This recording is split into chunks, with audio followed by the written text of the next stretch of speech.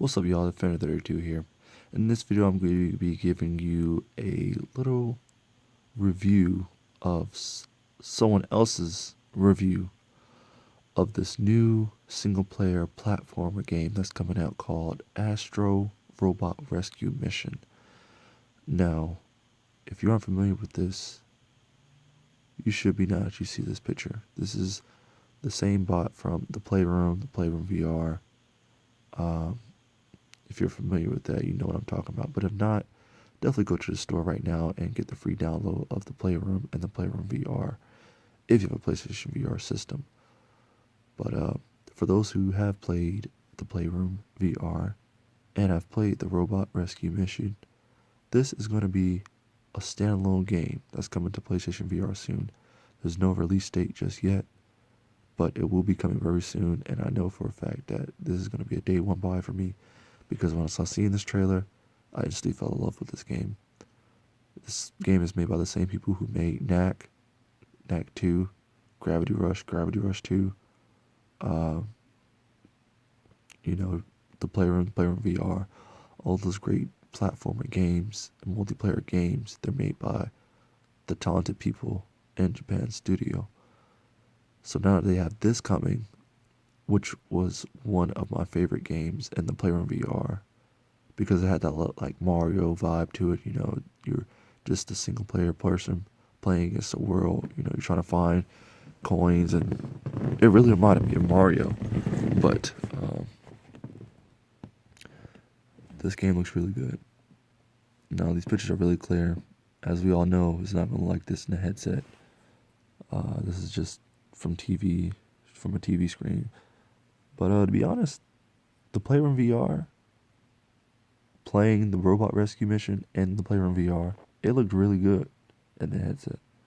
So who knows, maybe it's going to look even better than the Playroom VR's version of this game. But I wanted to make this video to read you what Brian Crescent, if I can say that right, Crescent said from Variety about this game. So starting off, he says, he may not be a mustachioed, is that even a word? A mustachioed former plumber, he's talking about Mario, but Astrobot feels like he's delivering the same inquisitive playfulness wrapped up in an innovative platform that has for so long been Super Mario's literal stomping ground. In Astro Bot Rescue Mission, players take control of the diminutive, big-headed bot from Playroom VR's Robot Rescue as gamers lead him through 20 virtual levels spread across 5 planets on the hunt for more than 200 lost bots.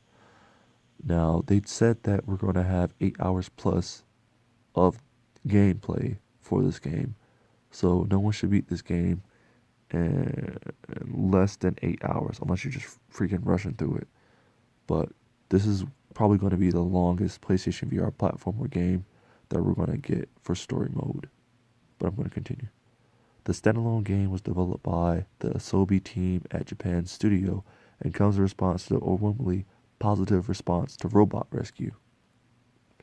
Nicholas Doucet, creative director on the game, calls that free 2016 minigame for the PlayStation VR a primitive prototype for what has now become Astro Bot Rescue Mission. We wanted to make that at the time because we thought it was a cool thing to try. He told Variety during a recent event for the game, because Robot Rescue was the most popular minigame in Playroom, we wanted to make a full game, which it did feel like a full game, kind of like how Blood and Truth is making its full game from London Heist and PlayStation VR Worlds. But the demo dropped me into the center of a cartoon virtual reality world as I maneuvered Astro across brightly colored gritters. At times I had to lean forward or back or even twist in my seat to see everything that was going on around me. The sense of immersion, while powerful, was almost secondary to the simple fun of running Astro around the level, punching out enemies, hopping up and down the screen's platforms, and avoiding dangers and drops with the controller. There were also moments when I had to headbutt a wall to move it out of the way of Astro, or use the controller to shoot switches or slingshot the robot across the screen. As you play, you can unlock 5 different gadgets for the controller, including our grappling hook, water cannon, slingshot, and the ability to throw shuriken, which are ninja stars. After completing the demo's imaginative 2 levels, Astro took on the boss of the planet, a giant gorilla that looks suspiciously like the star of some Nintendo games. The game's quirky level design and clever incorporation of virtual reality felt reminiscent of Super Mario 3D Land for Nintendo 3DS, a game seemingly designed by Nintendo to showcase the power of glasses-free 3D on its portable. The notion goes back to the premise of PlayStation VR and Robot Rescue, Doucette said. We were using the technology to make a showcase of, or we were using technology to make a showcase for PSVR, he said. We decided to make a platformer, but not just in a panoramic view. It needed perspective, verticality, with things all around. The team also worked to make sure that the game made use of proximity, specifically using the technique to bring the player close to Astro and look directly into his robot face. You get some really endearing moments with the main character because of that, he said. Those kind of things don't happen with a normal game where you are always looking at the game through a window. When it came to taking that free prototype and turning it into a game, the team was inspired by a slew of titles including Super Mario 3D Land, Doucette said.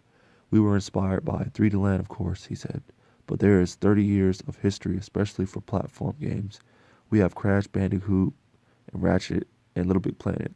3D Land was an interesting case study because it was a company trying to showcase a technology, in that case 3D. The game, which doesn't yet have a release date, features 20 levels spread across 5 planets. Each of those planets also has a boss that has to be taken down to proceed. The game also includes a 6th and final boss. This is the main story, Doucette said. In each level, you have 8 crew members to rescue.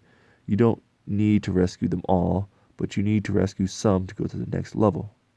The game also has 26 extra challenge stages, which are each unlocked by finding a hidden space chameleon.